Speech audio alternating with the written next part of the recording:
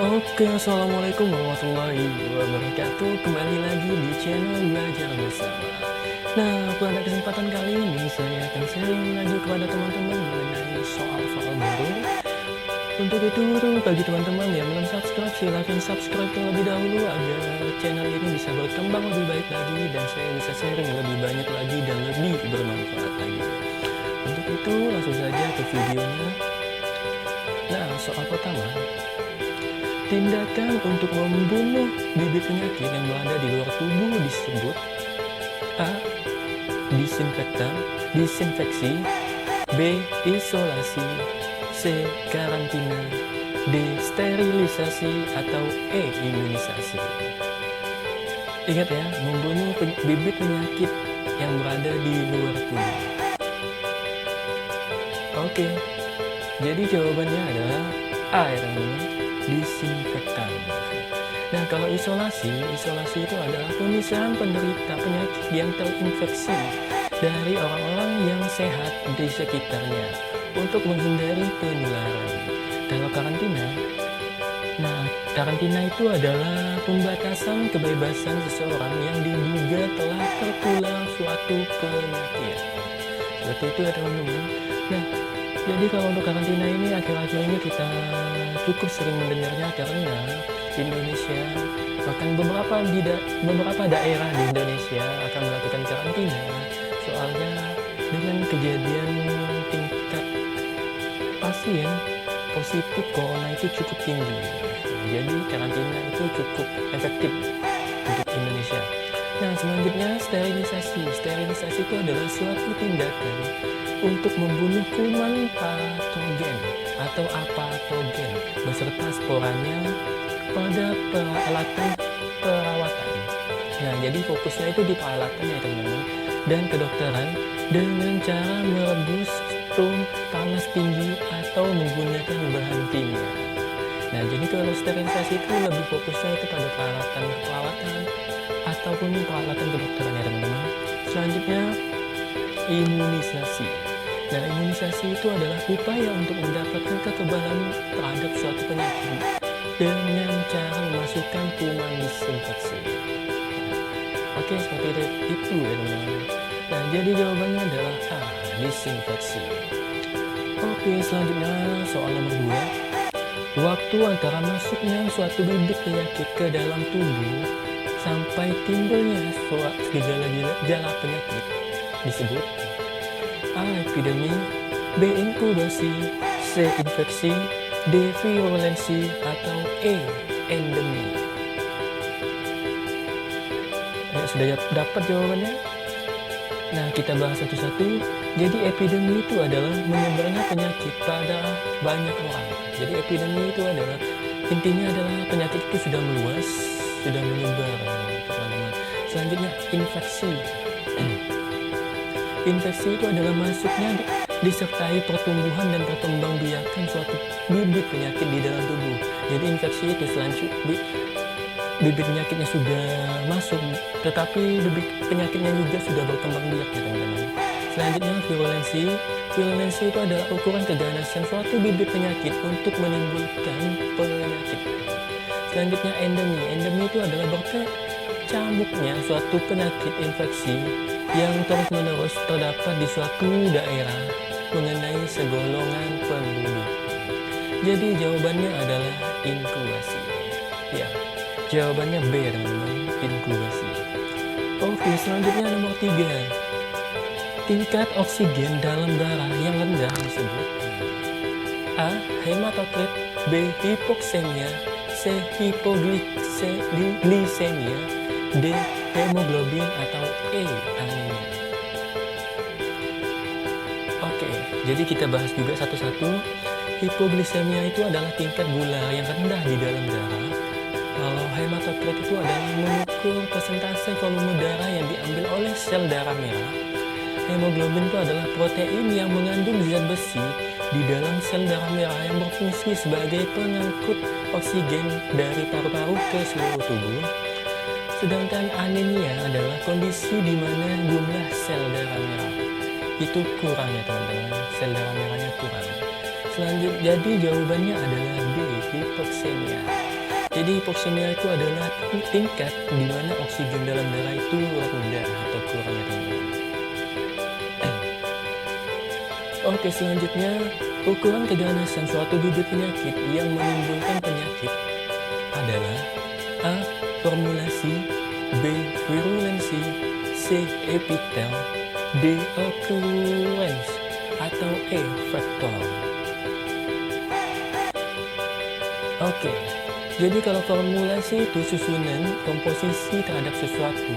Nah, formulasi itu adalah intinya itu susunan gitu teman-teman. Selanjutnya sel epitel adalah sesuatu yang melindungi bagian dalam tubuh dari virus.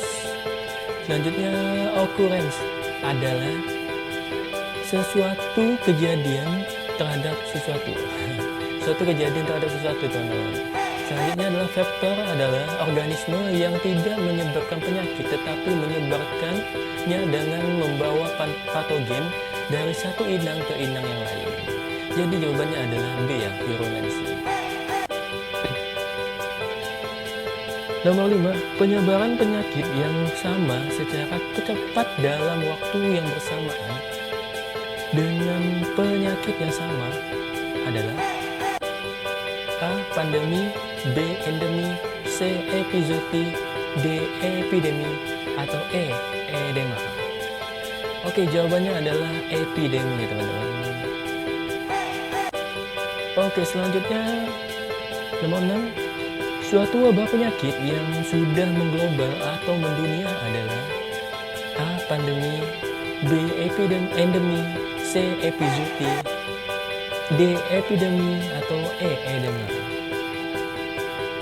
Oke, jawabannya adalah A ya teman-teman, pandemi. Jadi pandemi itu adalah suatu penyakit yang sudah mengglobal ataupun sudah menyebar ke seluruh dunia. Nah, kalau untuk pandemi ini sudah terjadi seperti halnya itu corona ya teman-teman. Kalau pandemi ini, status pandemi ini dinyatakan oleh WHO teman-teman. Seperti halnya corona itu dinyatakan pandemi oleh WHO. Jadi tidak boleh suatu negara menyatakan pandemi kecuali WHO teman-teman. Oke, selanjutnya adalah epidemi. Epidemi. Mohon maaf nih, jadi nomor 7 adalah epidemi pada binatang adalah A. Pandemi, B. Endemi, C. Epizootik, D. Epidemi, atau E. Edema. Oke, jawabannya adalah epizootik ya teman-teman. Epidemi yang terjadi pada binatang itu adalah epizootik.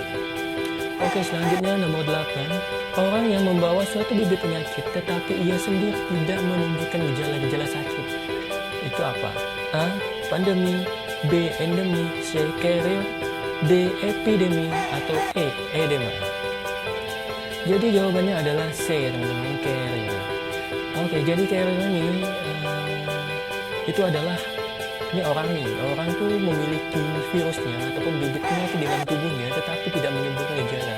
Seperti halnya corona tuh kan gejalanya itu seperti halnya batuk terus ada demam tinggi juga, bahkan bisa sesak nafas dan lain sebagainya.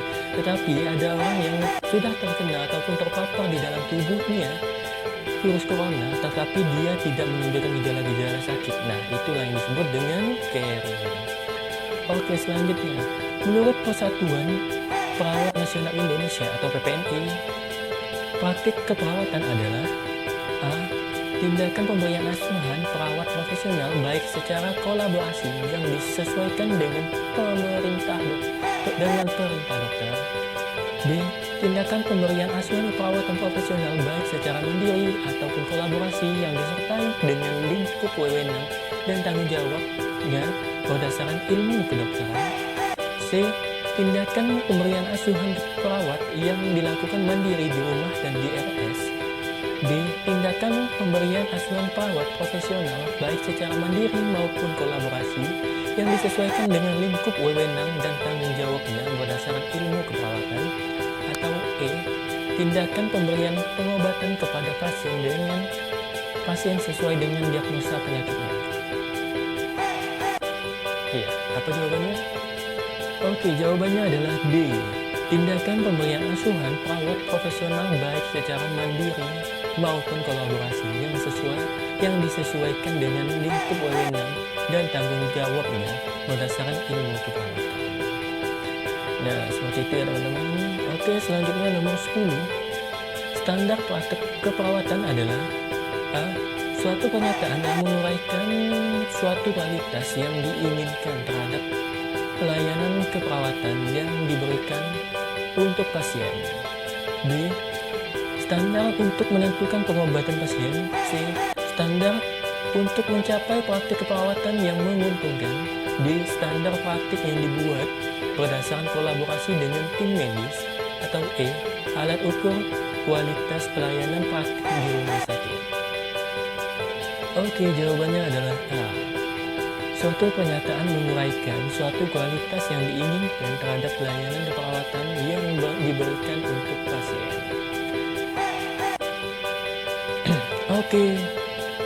Oke, cukup sekian video kali ini. Video yang dapat saya sampaikan kepada teman-teman. Apabila teman-teman ada yang masih bingung ataupun ingin bertanya ataupun ingin berdiskusi bahwa ada hal yang perlu diperbaiki ataupun ada hal yang ingin teman-teman tambahkan, silahkan tulis di kolom komentar sehingga kita bisa sharing lebih banyak lagi gitu teman-teman. Untuk itu saya ucapkan banyak-banyak terima kasih. Wabillahi taufiq walhidayah. Wassalamualaikum warahmatullahi wabarakatuh.